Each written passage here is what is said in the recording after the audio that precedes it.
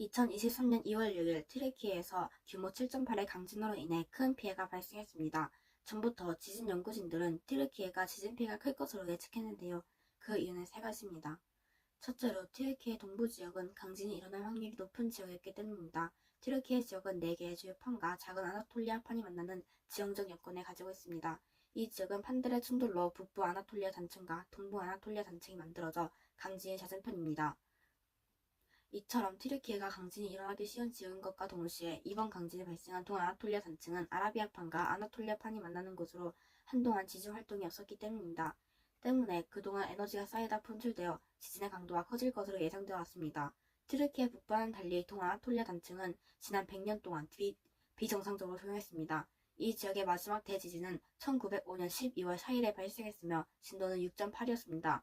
독일 지구과학 연구센터의 전문가들은 그래서 전체 구역이 오랜 기간 긴장을 쌓았고 지진이 발생하는 것은 시간 문제였다고 설명했습니다. 둘째로 튀르키예 지진은 대비를 못한 상황에서 일어났기 때문입니다. 튀르키예 동부 지역은 북부 지역에 비해 큰 지진이 일어나지 않았었고 그로 인해 지진으로부터 안전하다 생각되어 내진 설계가 제대로 되어 있지 않았습니다. 미 지진조사국은 자체 보고서에서 이국 건물들이 전반적으로 지진에 극히 취약하다고 지적했습니다. 실제 피해 지역에서 종이 상자가 뜯겨나가듯 산산이 부서지거나 쓰러진 건물들이 다수 목격되었습니다.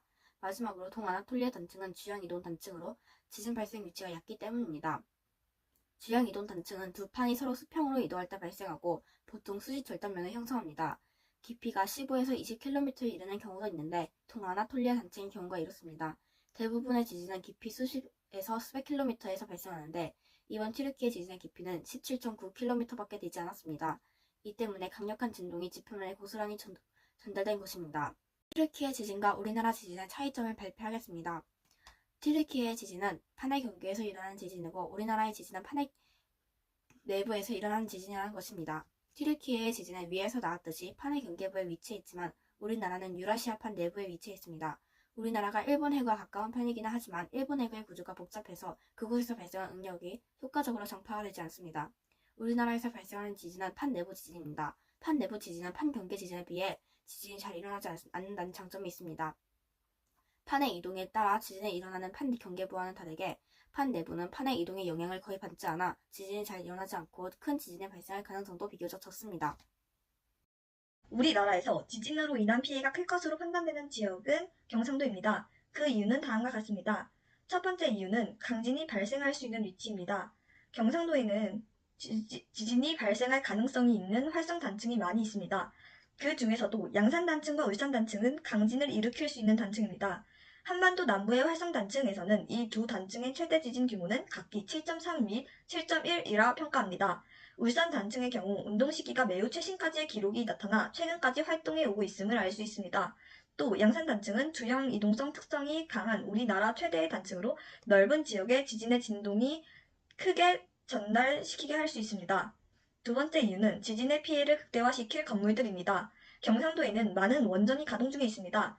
그중 내진 설계가 강화된 고리 5, 6호기도 지진 한도가 7.0으로 규모 7.0 이상의 지진이 발생하면 원전 사고가 일어날 수 있습니다.